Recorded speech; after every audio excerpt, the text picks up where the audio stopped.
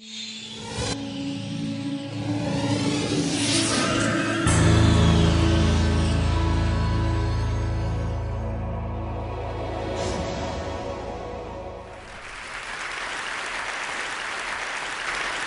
wanted to be a rock star. I dreamed of it, and that's all I dreamed of. I should be more accurate. I wanted to be a pop star. This was in the late 80s. And mostly I wanted to be the fifth member of Depeche Mode or Duran Duran. They wouldn't have me. I didn't read music, but I played synthesizers and drum machines. And I grew up in this little farming town in northern Nevada, and I was certain that's what my life would be. And when I went to college at the University of Nevada, Las Vegas, when I was 18, I was stunned to find that there was not Pop Star 101 or even a degree program for that interest. And the choir conductor there knew that I sang and invited me to come and join the choir. And I said, yes, I would love to do that, sounds great. And I left the room and said, no way. The choir people in my high school were pretty geeky, and there was no way I was going to have anything to do with those people. And about a week later, a friend of mine came and said, listen, you've got to join choir. At the end of the semester, we're taking a trip to Mexico, all expenses paid, and the soprano section is just full of hot girls. And so I figured for Mexico and babes, I could do just about anything. And I went to my first day in choir, and I sat down with the basses and sort of looked over my shoulder here to see what they were doing. They opened their scores, the conductor gave the downbeat, and boom, they launched into the Kyrie from the Requiem by Mozart. And my entire life I had seen in black and white, and suddenly everything was in shocking Technicolor. The most transformative experience I've ever had in that single moment, hearing dissonance and harmony, and people singing, people together, this shared vision. And I felt for the first time in my life that I was part of something bigger than myself. And there were a lot of cute girls in the soprano section, as it turns out. I decided to write a piece for choir a couple of years later as a gift to this conductor who had changed my life. I had learned to read music by then, or slowly learning to read music. And that piece was published, and then I wrote another piece, and that got published, and then I started conducting, and I ended up doing my master's degree at the Juilliard School, and I find myself now in the unlikely position of standing in front of all of you as a professional classical composer and conductor. Well, a couple of years ago, a friend of mine emailed me a link, a YouTube link, and said, you have got to see this. And it was this young woman who had posted a fan video to me singing the soprano line to a piece of mine called Sleep. Hi, Mr. Eric Whitacre. My name is Bretland Lucy, and this is a video that I'd like to make for you. Here's me singing Sleep. I'm a little nervous, just to let you know. If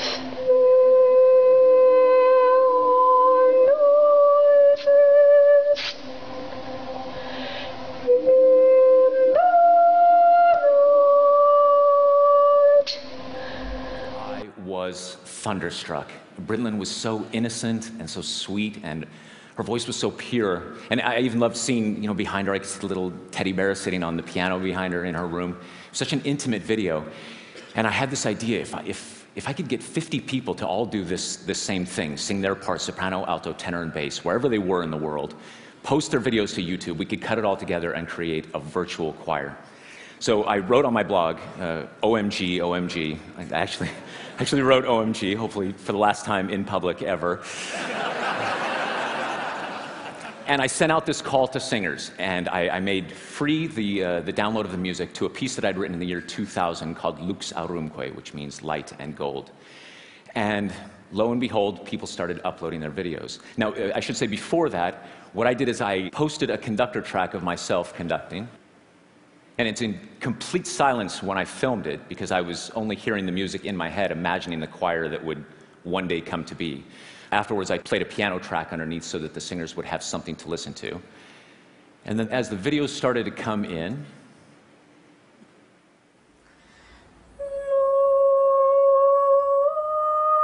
this is Cheryl Ang from Singapore.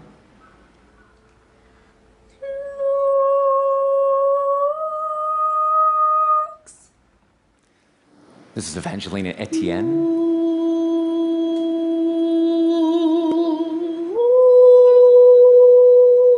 Massachusetts. Stephen Hansen from Sweden. This is Jamal Walker from Dallas, Texas.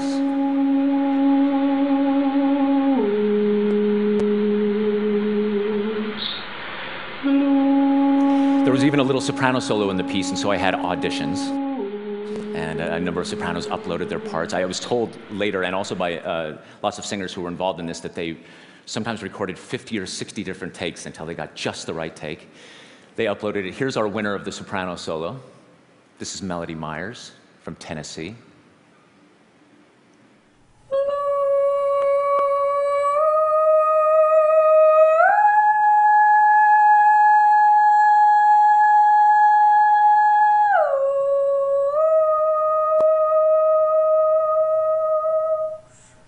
I love the little smile she does right up at the top of the note, like, yeah, no problem, everything's fine.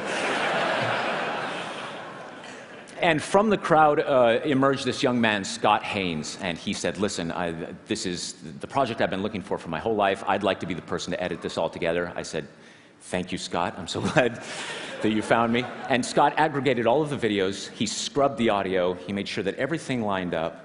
And then we posted this video to YouTube about 1.5 years ago. This is Lux Arumque, sung by the Virtual Choir.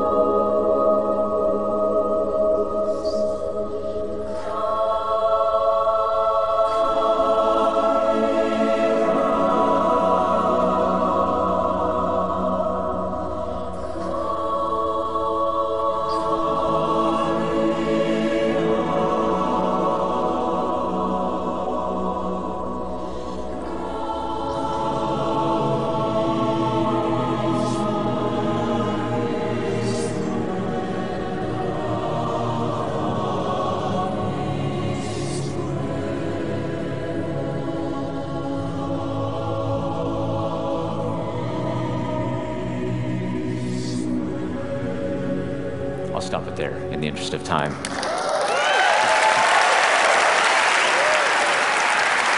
Thank you. No, thank you.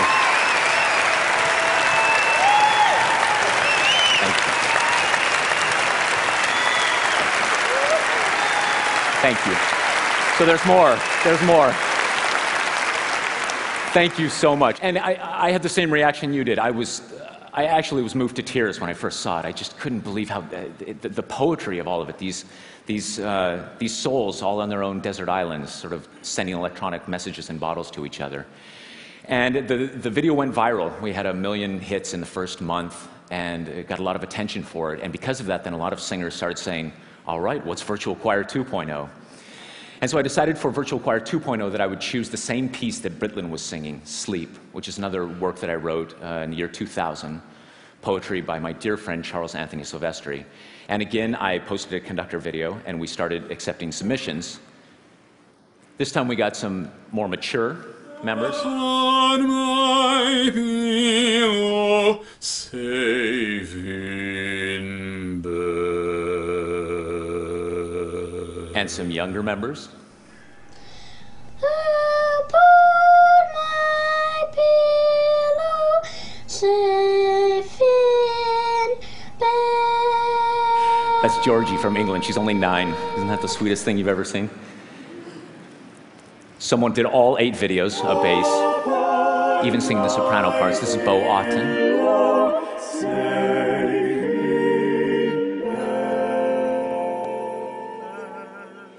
And our goal, it was sort of an arbitrary goal. There was an MTV video where they all sang Lollipop, and they got people from all over the world to just sing that little melody, and there were 900 people involved in that. So I told the singers, that's our goal, that's the number for us to beat. And we just closed submissions January 10th, and our final tally was 2,051 videos from 58 different countries. Thank you. From Malta, Madagascar, Thailand, Vietnam, Jordan, Egypt, Israel, as far north as Alaska, and as far south as New Zealand. And we also put a page on Facebook for the singers to upload their testimonials, what it was like for them, their experience singing it. And I've just chosen a few of them here. My sister and I used to sing in choirs together constantly. Now she's an airman in the Air Force, constantly traveling. It's so wonderful to sing together again. I love the idea that she's singing with her sister. Aside from the beautiful music, it's great just to know I'm part of a worldwide community of people I never met before, but who are connected anyway. And my personal favorite, when I told my husband that I was going to be a part of this, he told me that I did not have the voice for it. Yeah, I'm sure a lot of you have heard that too. Me too. It hurt so much, and I shed some tears, but something inside of me wanted to do this despite his words. Is a dream come true to be part of this choir, as I've never been part of one. When I placed a marker on the Google Earth map, I had to go with the nearest city, which is about 400 miles away from where I live. As I am in the great Alaskan bush, satellite is my connection to the world.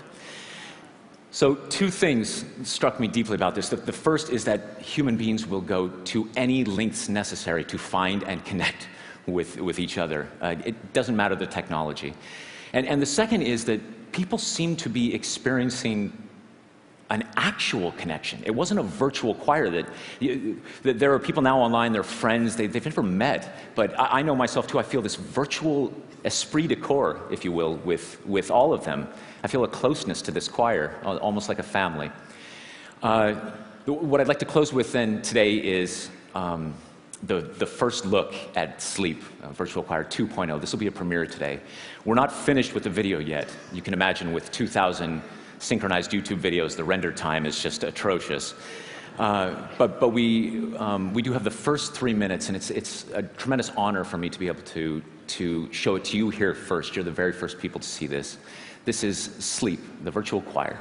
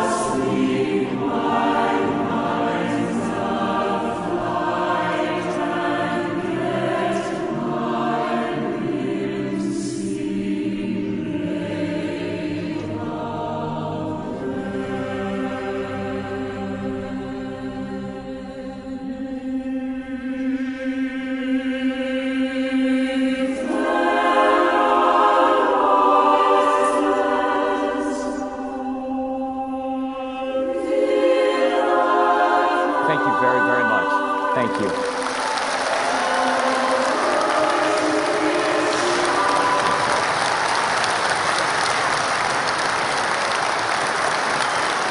Thank you. Thank you. Thank you.